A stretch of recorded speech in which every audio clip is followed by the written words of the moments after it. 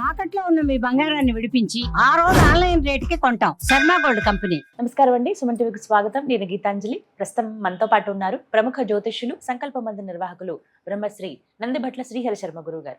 వారితో మాట్లాడి మనకున్నటువంటి ధర్మ సందేహాలకు నివృత్తి చేసుకుందాం. గురుగారు నమస్కారం అండి. వాగర్థావివ సంపృక్తౌ వాగర్థ ప్రతిపత్తయే జగతః పితరౌ వందే పార్వతీ పరమేశ్వరౌ. ఆదిత్యాయ చ సోమాయ మంగళాయ బుధాయ చ గురుశుక్రశనిభ్యశ్చ రాహవే కేతవే నమః. శృంగేరి జగద్గురు పీఠాధిపతులకి, కంచి పీఠాధిపతులకి నమస్కారములు తెలియచేసుకుంటూ కార్యక్రమాన్ని ప్రారంభిద్దాం. గురుగారు, ఎన్నో ధర్మ సందేహాలు ఉంటాయి, కొన్ని కామెంట్స్ లో అడుగుతూ ఉంటారు. అలా అడిగినటువంటి ప్రశ్న, సాధారణంగా ఉండే సందేహమే అందరికీ కూడా, ఉంగరం వేలు అని అంటూ ఉంటారు. ఈ వేలుకి అసలు ఆ పేరు ఎందుకు వచ్చింది? అలాగే ఎంగేజ్మెంట్ లాంటివి జరిగేటప్పుడు ప్రధానంగా ఈ వేలుకే ఉంగరం తొడుగుతారు. కారణాలు ఏంటండి? అంత మన శాస్త్రంలో ఏమన్నా ఈ వేలు గురించి ఇలా చెప్పబడి ఉందా, ఉంగరం పెట్టుకోవడానికి ఈ వేలే ప్రసిద్ధి అని? ఉంగరం వేలు అన్నప్పుడు మనం ఏ రత్నము ధరించినా మొట్టమొదలు మనం ఈ సంబంధించిన చిటికన వేలు పక్కన ఉన్నటువంటి వేలికి ధరిస్తాం. కారణం ఏంటంటే నవగ్రహాలలో ఆత్మకారకుడు రవి. ఆత్మ అంటే ఇక్కడ ఉంటుంది కాబట్టి రవికి సంబంధించినటువంటి వేలు కూడా ఈ వేలు. అందుకనే రవి స్థానము ఇక్కడ అంటారు. చిటికన వేలు నుంచి పక్కన ఉన్నటువంటి వేలుది రవి వేలు, ఇది రవి స్థానం. అంటే మనకు ఎవరి జాతకంలోనైతే రవి చాలా బలంగా ఉంటాడో, ఈ కలియుగంలో ఈనాడు అందరినీ వేధించే జబ్బు గుండె జబ్బు. గుండె జబ్బు రాకుండా ఉంటుంది. అందుకోసం ఉంగరం వేలికి ఇక్కడ గనక అంటే మన గుండె నుంచి ప్రసారం అయ్యేటువంటి నాళం ఏదైతే ఉంటుందో అది గుండెకి ఇక్కడ కనెక్ట్ అవుతుంది, ఇక్కడ ఎండ్ అవుతుంది. అందుకని ఇక్కడ ఉంగరం పెట్టడం ద్వారా దీనికి సంబంధించినటువంటి రాపిడి జరుగుతుంది.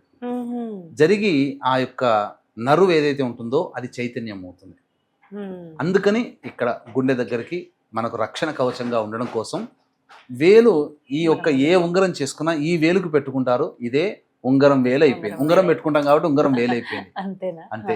అందుకని మీరు గమనించుకుంటేనమ్మా, చాలా సందర్భాల్లో అదృష్టరత్నం ఏదైనా ఈ వేలుకే పెడతారు.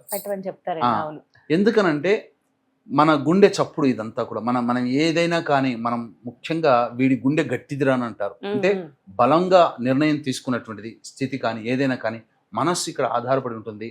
మనం తీసుకునే నిర్ణయం అంటే మన మెదడు నుంచి వచ్చినప్పటికీ కూడా మన మనస్సే ఇక్కడ ప్రధానం. మనస్సుకు సంబంధించిన ధాతు ఇక్కడ గుండె కవాటాల దగ్గర నిక్షిప్తమై ఉంటుంది. కాబట్టి మన మనస్సుని కంట్రోల్ చేయాలన్నా, మనం తీసుకునే నిర్ణయాలు పాజిటివ్ నిర్ణయాలు తీసుకోవాలన్నా మన మనస్సుకి ఆ సూచనలు అందాలి. ఈ యొక్క చైతన్యం చేసేటువంటిది. అందుకనే ప్రతి రత్నం కూడా అదృష్ట రత్నమైనా ఏ రత్నమైనా చివరికి ఏదైనా కానీ ఈ ఉంగరం వేలుగు పెట్టుకునేటువంటి ఆచారంగా మనకు వేల సంవత్సరాల నుంచి ఉందని చెప్పవచ్చు. ఇదైతే హార్ట్ కి సంబంధించి ఉందని చెప్పారండి. మరి ఎంగేజ్మెంట్ లాంటివి జరిగినప్పుడు ఖచ్చితంగా ఈ వేలికే, ఒకవేళ పెళ్లికూతురు అమ్మాయి అయితే ఎడమ చేతి ఉంగరం వేలని, అబ్బాయి అయితే కుడి చేతి ఉంగరం వేలని ఈ వేలికే ధరించండి అని అంటారు. ఎందుకండి? కారణం మనకు ఈ సాంప్రదాయం మనకు లేదమ్మా. ఎంగేజ్మెంట్ రింగ్ పెట్టడం అనేటువంటిది మనకి లగ్న పత్రిక రాసుకోవడమే, వధూవర నిశ్చయం అని అంటారు. కాకపోతే విదేశంలో నుంచి వచ్చినటువంటిది వాళ్ళ ప్రాంతం ప్రకారము ఎంగేజ్మెంట్ రింగ్ కనుక పెట్టుకుంటే ఆ రోజు నుంచి వాళ్ళకి నిశ్చయమైనట్టుగా వాళ్ళకి భావన. అంటే మనలాగా లగ్నాలు ముహూర్తాలు చూసుకొని రాసుకునేది అక్కడ లేదు కాబట్టి, ఆ సాంప్రదాయం అక్కడ లేదు కాబట్టి దానిని అక్కడ మన అమ్మాయి మన అబ్బాయి అనిపించుకునే విధంగా ఎంగేజ్మెంట్ నాడు మాత్రం రింగు తొడుగుతారు. ఇది ఇప్పుడు మొత్తం ఈ యొక్క సంబంధించినటువంటి ప్రపంచ నాగరికత వసుధైక కుటుంబం అయిపోయింది. అనేక ప్రాంతాల వాళ్ళు కూడా అనేక ప్రాంతాల ఆచారాలు, మన ప్రాంత ఆచారాలు కూడా అక్కడ పాటిస్తున్నారు కదా, మన దేవుని అక్కడ కొలుస్తున్నారు కదా, అలాగే అక్కడ ప్రాంత ఆచారం ఇక్కడ చేస్తున్నారు. ఇది ఎక్కడా లేదు. కాకపోతే దీనికి ఒక విశిష్టత అనేటువంటిది ఉందమ్మా. ఎందుకు ఉంగరం వేలికే తొడుగుతారు? ఈ అనేక వేళ్ళు ఉండంగా ఎందుకు తొడగరు? దీనికి మనకెంటూ శాస్త్ర గ్రంథాలలో ఎక్కడా లేదు. కానీ లాజికల్గా కనుక మనం చూసినట్లయితే ఈ 5 వేళ్ళు ఉన్నాయి. ఈ 5 వేళ్ళని మనం ఇలా ఉన్నప్పుడు నేను అని సూచించేటువంటిది ఈ మధ్యవేలు. ఈ మధ్యవేలుని ఇలా ముడిచండి. ఇక్కడ అబ్బాయి వైపు అమ్మాయి వైపు నేను అని ఈ మధ్యవేలుని ఇలా చూపించండి. ఇక మిగతా వేళ్ళన్నీ కలపండి. బొటన వేలు మన తల్లిదండ్రులు, చూపుడు వేలు మన తోబుట్టువులు, చిటికన వేలు మన యొక్క పరిచయస్తులు, స్నేహితులు వీళ్ళందరూ. గమనించండి, బొటన వేలిని ఇలా ఇలా కదపండి, 2 వస్తాయి. అంటే దీని అర్థం ఏంటి? మనతో పాటు మనల్ని కన్న తల్లిదండ్రులు వారి ఆయుష్నంత వరకు మనతో పాటు ఉండి వాళ్ళు దూరం అవుతారు. అది సహజంగా జరిగేదే. తోబుట్టువులు ఇవి ఈ 2 వేళ్ళు అన్నప్పుడు ఈ తోబుట్టుల దగ్గరకు వచ్చి మనతో పాటు పెరుగుతారు. వాళ్ళు ఎవరికి వాళ్ళు వివాహాలు చేసుకుని ఎవరికి వాళ్ళు విడిపోతారు. ఇక మనతో పాటు ఉన్నటువంటి స్నేహితులు వీళ్ళు కూడా వెళ్తారు. ఇక నేను అని సూచించేటువంటిది ఇది దాంపత్య బంధం. ఈ మధ్య ఉంగరం వేలు అనేటువంటిది దాంపత్య బంధం. ఈ నేను అని చెప్పి ఇక్కడ ఒకటైనటువంటిది ఈ 2 వేళ్ళని కదిపి చూడండి. వస్తుందా మీకు? అసలు వస్తుందా? అది కదులుతుందా అసలు? లేదండి. నేను ఇవి కదులుతుంది, ఇది కదులుతుంది, చూపుడు వేలు కదులుతుంది. కానీ నేను అని సూచించే ఇద్దరు వ్యక్తిని సూచించేది మధ్య వేలు.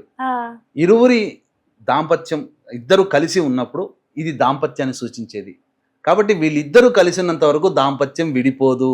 అంటే మన నుంచి మన వాళ్ళు కన్న తల్లిదండ్రులు పోతారు, దూరం అవుతారు. మనం కూడా వేరే ప్రదేశంలో నివసిస్తూ మన తోబుట్టులు వేరే ప్రాంతానికి వెళ్ళిపోతారు, మన స్నేహితులు దూరం అవుతారు. కానీ మన ఇద్దరం అంటే ఈ మధ్య వేలు నేను స్త్రీ పురుషుని సూచించేది.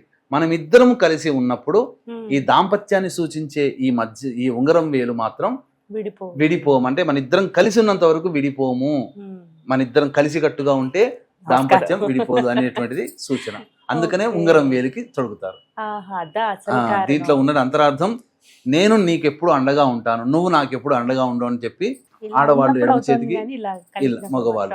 కాబట్టి వీళ్ళిద్దరు కలిసినంత వరకు దాంపత్యం అనేది ఉండదు. సహజంగా అంతే కదమ్మా. ఇప్పుడు వీళ్ళు ఎవరు కలిసి ఉంటే ఇంకా విడిపోవడాలంటే ఏమి ఉంటాయి? మనతో పాటు వచ్చినవి అన్ని మనతో పాటు దూరమైనా మనమే లోకంగా అనుకుని వచ్చినటువంటి వ్యక్తులు, అబ్బాయినా అమ్మాయినా. గురుగారు మరి ఇట్లా ఈ వేలు అంటే ఈ వేలు మధ్య వేలు అనేటువంటిది నేను అని సూచించేది, స్త్రీ అయినా పురుషుడైనా. ఈ ఇద్దరు కలిసి ఉన్నంత వరకు ఈ దాంపత్యం అనేటువంటిది ఈ వేలుని ఎవ్వరు కూడా కదపలేరమ్మా. ఒక్కసారి ఈ 2 వేళ్ళని విడదీసి చూడండి. అప్పుడు విడదీస్తే అన్ని వేలు కలిపితే ఇది కూడా విడిపోతుంది.